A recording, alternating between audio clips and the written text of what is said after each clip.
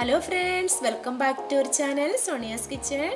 ഇന്ന് ഞാൻ വന്നിരിക്കുന്നത് whipping cream ന്റെ റെസിപ്പിയുമായിട്ടാണ്.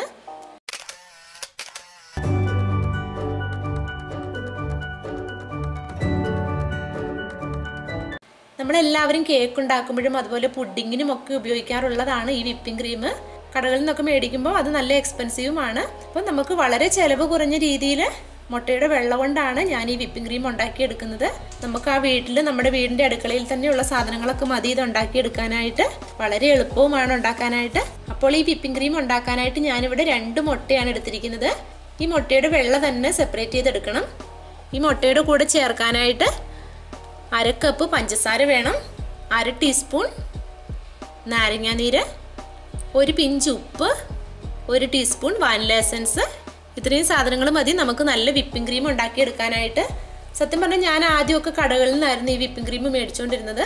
പിന്നീടാണ് ഇതിങ്ങനെ ഉണ്ടാക്കാൻ തുടങ്ങിയത്. യൂട്യൂബിലൊക്കെ ഒരുപാട് വീഡിയോസ് കാണാനായിട്ട് സാധിക്കും whipping creamന്റെ. പക്ഷേ ഞാൻ ഈ ബട്ടറും അങ്ങനെയൊക്കെ വെച്ചുണ്ടാക്കിയെങ്കിൽ പോലും എനിക്കതൊന്നും അത്ര പെർഫെക്റ്റ് ആയിട്ട് തോന്നിയിട്ടില്ല. അപ്പം ഈ ഒരു മെത്തേഡ് ഒരുപാട് നല്ലതാണ്. നമുക്ക് ഇതെല്ലാം കൂടി ചേർത്ത് ഈ ലെമണും അതുപോലെ വാനില എസൻസും ഒക്കെ ചേർത്ത് കഴിയുമ്പോഴേക്കും ആ മുട്ടയുടെ ഒരു ഉളുമ്പോ അങ്ങനെ ഒന്നും നമുക്ക് തോന്നത്തുമില്ല. ഇനി ഇത് ഉണ്ടാക്കാനായിട്ട് തുടങ്ങാം. ഇതിനായിട്ട് വേണ്ടത് ഒരു സ്റ്റീലിന്റെ ബൗളാണ്. ഒരു സ്റ്റീൽ പാത്രം ഉണ്ടെന്നുണ്ടെങ്കിൽ അതാണ് ഏറ്റവും നല്ലത് ഉണ്ടാക്കിയെടുക്കാനായിട്ട്. അപ്പം ഞാനിവിടെ ഈ സ്റ്റീൽ പാത്രത്തിലേക്കാണ് ഉണ്ടാക്കിയെടുക്കുന്നത്. അപ്പോൾ ഞാൻ ഈ സ്റ്റീൽ പാത്രത്തിലേക്ക് 2 മുട്ടയുടെ വെള്ളം ഒഴിച്ചിട്ടുണ്ട്. ഇനി മുട്ടയിലേക്ക് നാരങ്ങാനീര് ചേർത്ത് കൊടുക്കാം, പഞ്ചസാര ചേർത്ത് കൊടുക്കാം, ഉപ്പ്,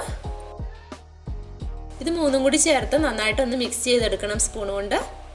വാനില എസൻസ് ചേർക്കാനുണ്ട്, അതിപ്പോൾ ചേർക്കണ്ട. അപ്പം ഇതൊക്കെ മിക്സ് ചെയ്യുന്ന സമയം കൊണ്ട് തന്നെ വേറൊരു പാത്രത്തിലോ ഒരു കലത്തിലോ അങ്ങനെ എന്തിലേലും വെള്ളം തിളപ്പിക്കാനൂടെ വെക്കണം. അപ്പം ഞാൻ അടുപ്പയിൽ വെള്ളം വെച്ചിട്ടുണ്ടായിരുന്നു. വെള്ളമൊക്കെ നന്നായിട്ട് തിളച്ചിട്ടുണ്ട്. ഈ കലത്തിൻ്റെ മുകളിലേക്ക് ഇതുപോലെ ഈ മുട്ടയുടെ മിക്സ് ചേർത്ത് കൊടുക്കാം. അപ്പോൾ ഇങ്ങനെ ഇളക്കി എടുക്കുന്നതുകൊണ്ടാണ് ഞാൻ സ്റ്റീൽ പാത്രം തന്നെ എടുക്കണം എന്ന് പറഞ്ഞത്. കാരണം സ്റ്റീൽ പാത്രത്തിലാകുമ്പോഴത്തേക്ക് നന്നായിട്ട് ചൂട് ചെല്ലും. ഇനി ഒരു 2 മിനിറ്റ് നേരത്തേക്ക് ഇത് നന്നായിട്ടൊന്ന് ഇളക്കിയെടുക്കാം. അപ്പോൾ പ്രത്യേകം ശ്രദ്ധിക്കണം, 2 മിനിറ്റിൽ കൂടുതൽ നേരം വെച്ചേക്കരുത്. അപ്പോൾ ഇങ്ങനെ വെച്ച് ഇളക്കുമ്പോഴത്തേക്കും ആ മുട്ടയുടെ ഒരു ബാഡ് സ്മെല്ലൊക്കെ മാറി കിട്ടും. ഇതുപോലെ ഒരു സ്റ്റിക്കി പരുവാകുമ്പോഴത്തേക്കും നമുക്ക് ഫ്ലെയിം ഓഫ് ചെയ്ത് ഇത് അടുപ്പിൽ നിന്ന് മാറ്റി വെക്കാം. ഉടനെ തന്നെ ഇനി ഇത് ഹാൻഡ് മിക്സർ വെച്ച് നന്നായിട്ട് ബീറ്റ് ചെയ്തെടുക്കാം. ഒരു 5-8 മിനിറ്റോളം നമ്മൾ ബീറ്റ് ചെയ്യണം. എങ്കിൽ മാത്രമേ അത് നല്ല whipping cream ആയിട്ട് കിട്ടത്തുള്ളൂ. ലോ സ്പീഡിൽ സ്റ്റാർട്ട് ചെയ്തിട്ട് പിന്നെ അത് ഹൈ സ്പീഡിലേക്ക് തന്നെ മാറ്റി ഒരു 5 മിനിറ്റ് നേരത്തേക്ക് ആദ്യമേ ഒന്ന് ബീറ്റ് ചെയ്തെടുക്കാം. ഇനി ഇതിലേക്ക് 1 ടീസ്പൂൺ വാനില എസൻസ് കൂടി ചേർത്ത് കൊടുക്കാം. ഇനി വീണ്ടും ബീറ്റ് ചെയ്യാനായിട്ട് തുടങ്ങാം. പലർക്കും ഒരു ഡൗട്ട് ഉണ്ടാകും, മുട്ടയല്ലേ അപ്പോൾ ആ മുട്ടയുടെ ഒരു ടേസ്റ്റ് കാണത്തില്ലേ എന്നൊക്കെ. അതൊന്നുമില്ല.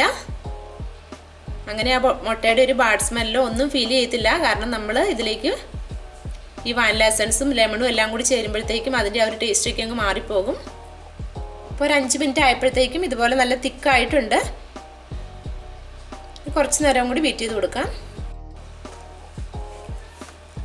അപ്പം നമ്മുടെ whipping cream ഇവിടെ റെഡിയായി. കണ്ടോ, ഈ ഒരു പരുവത്തിലായിരിക്കണം. ഇതുപോലെ പാത്രം കമിഴ്ത്തിയാൽ പോലും ആ ക്രീം ഒട്ടും താഴേക്ക് വീഴത്തില്ല. അതാണ് അതിൻ്റെ ആ ഒരു കറക്റ്റ് കൺസിസ്റ്റൻസി എന്ന് പറയുന്നത്.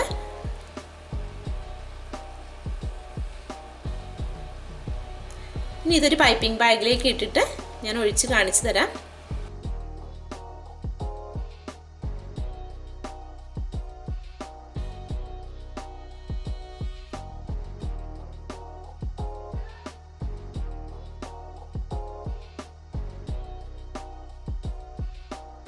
കണ്ടോ, ഇതുപോലെ നമ്മൾ കേക്കിൻ്റെയൊക്കെ മുകളിൽ ഒഴിക്കുമ്പോഴത്തേക്കും ഇതുപോലെ കിട്ടിക്കോളും.